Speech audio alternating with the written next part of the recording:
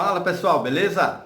Hoje a gente vai falar de um resíduo que é encontrado praticamente na casa de todo brasileiro, que é a borra de café. Tá? Esse pozinho que sobra após o preparo da bebida, lá no coador, no filtro, muitas vezes é jogado fora, mas você sabia que ele é um excelente adubo para suas plantas?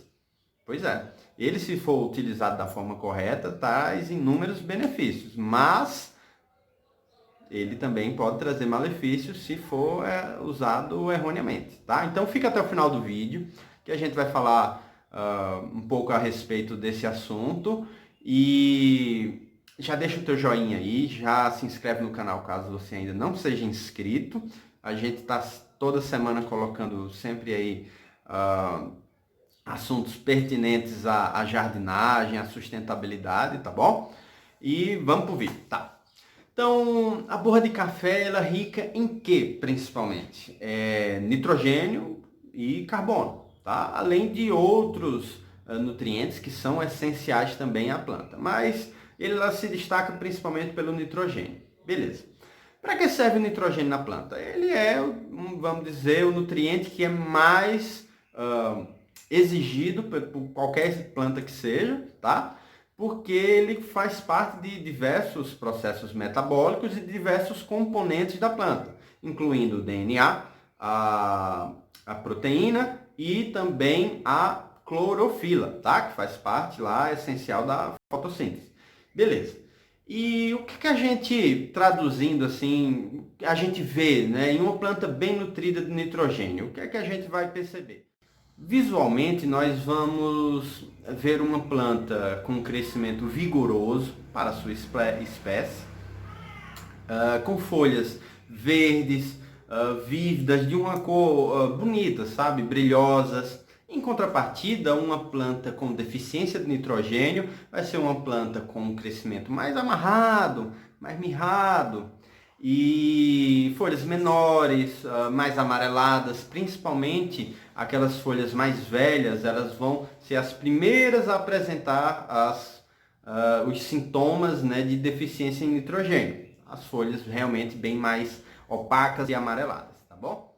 E como se dá a absorção do nutriente, tá? Do nitrogênio, principalmente, falando nesse caso, pela planta, tá? Então, por exemplo, o nitrogênio ele está, por exemplo, né, fazendo parte de um aminoácido que faz parte de uma proteína, ou seja, um composto realmente bem mais longo e mais complexo, tá? Cuja a absorção da planta não se dá dessa forma.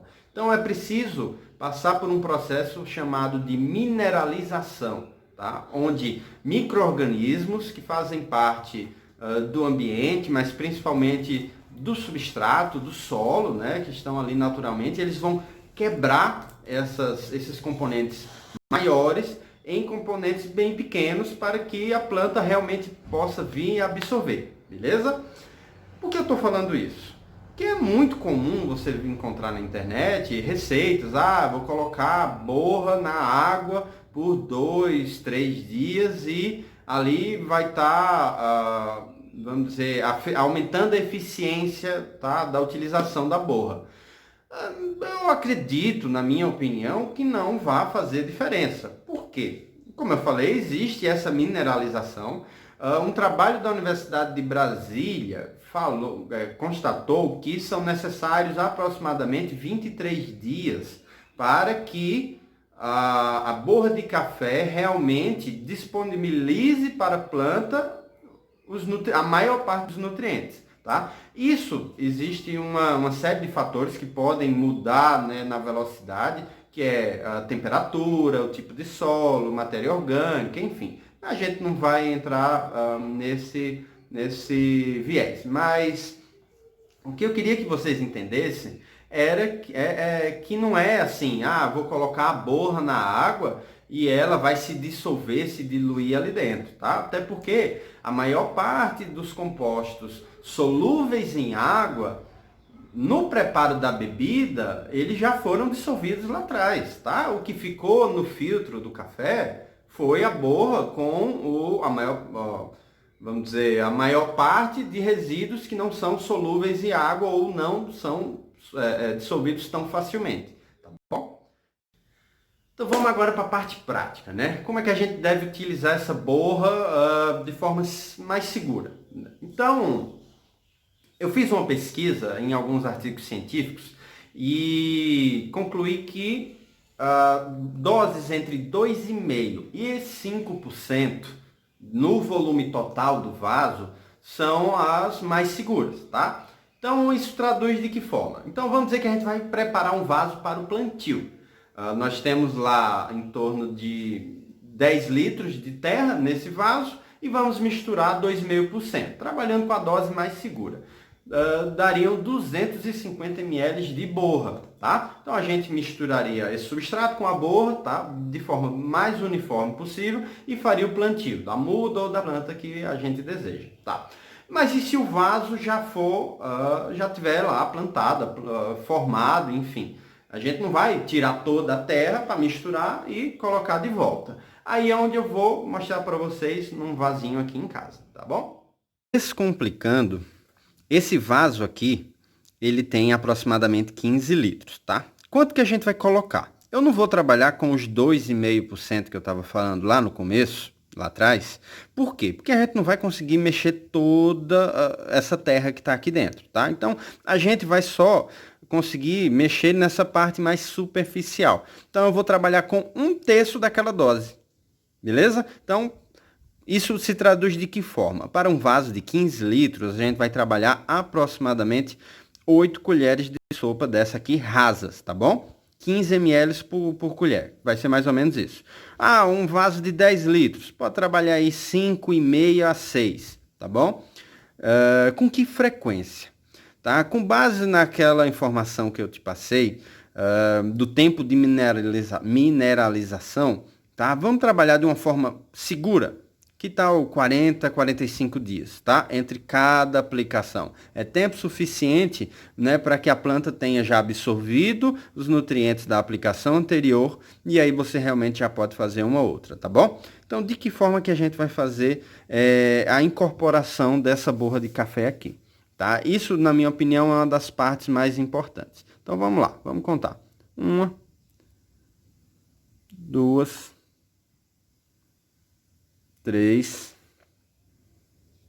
4, 5, 6, 7, 8, tá? Agora, ó, vamos usar a nossa melhor ferramenta aqui. Essa questão aqui, gente, de incorporar a borra de café, ela é, na minha opinião, de extrema importância. Por quê? Porque além de realmente você distribuir de forma melhor dentro do vaso essa borra, você evita que ela crie uma crosta aqui por cima, né, dificultando vários aspectos, né? A infiltração da água, tá? Você pode dificultar a questão da oxigenação do solo, porque a borra de café ela é moída muito fino. Então, isso pode realmente criar uma camada de impedimento aqui em cima e a gente não quer isso, tá certo? Então, ó, mistura bem, tá? Não precisa ser perto ao caule da planta, tenta ir mais pelas bordas do vaso, se for possível. Tranquilo? Então, ó, você vai ver aqui que você não vai perceber que tem borra de café aqui em cima, tá? Porque tá bem misturada. Isso é importante. Qualquer adubo orgânico, é interessante essa mistura, entendeu? Para que realmente você tenha uma homogeneização, tá?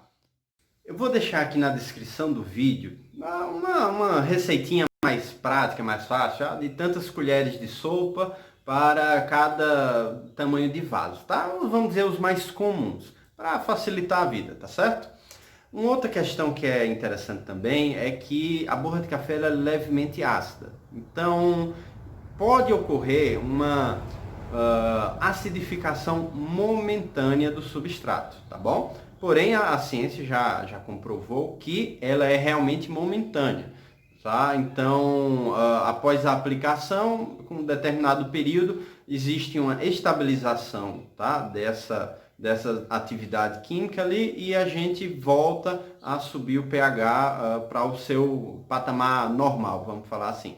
E no vídeo anterior a gente falou sobre os efeitos da casca de ovo no substrato, tá? Vai ter um card aqui, dá uma olhada lá, que se você faz também a aplicação da casca de ovo de forma correta, essa questão do pH não vai ter realmente interferência alguma, tá certo? Ou realmente vai refletir de alguma forma negativa nas tuas plantas. Então, pode ficar tranquilo quanto a essa questão.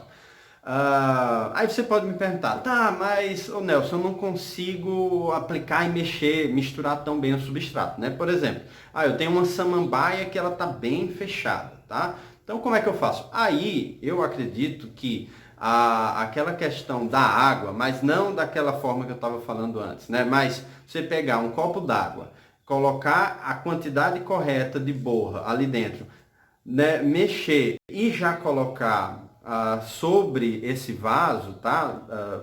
Vai te ajudar a distribuir melhor essa borra de café ali naquele vaso, tá certo? Então, eu acredito que a única função, vamos dizer, positiva aí de misturar a borra com a água é essa daí, é de facilitar nesses casos, tá? Que você não pode mexer o substrato. Quais são os efeitos negativos que a borra pode trazer, né? Existem vários, cada planta reage de uma forma, tá? Mas quando você faz uma dosagem maior do que a planta, vamos dizer, gostaria que fosse, a gente tem interferências negativas no desenvolvimento das raízes, tá? Também nos vasos condutores de seiva da planta e, consequentemente, no próprio desenvolvimento e crescimento dela, né? Então, é importante a gente sempre observar nossas plantas. Comecei a aplicar um composto novo, um fertilizante novo. Observa, né? Vê como ela vai se comportar nos dias seguintes, tá? Cada planta, cada espécie, ela sente de uma forma diferente, tá? Cada planta é um ser único. Tá? Então, qual é a forma mais segura realmente de você utilizar a borra? É através da compostagem. Então, depois que a borra ela passa pelo processo de compostagem, ela, vamos dizer,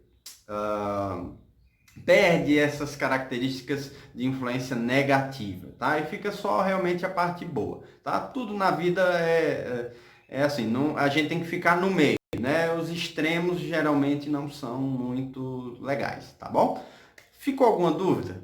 Deixa aí um comentário, vai lá nas nossas redes sociais, no Instagram, o @eco.atelier e pergunta, não deixa nada martelando na tua cabeça não, a gente tá aí para poder ajudar. Se tiver dentro do meu alcance, eu vou fazer questão de responder teu comentário, tá bom? Se gostou, mais uma vez, curte, se inscreve no canal, isso fortalece bastante a gente, tá bom? Obrigado e um abraço bem forte.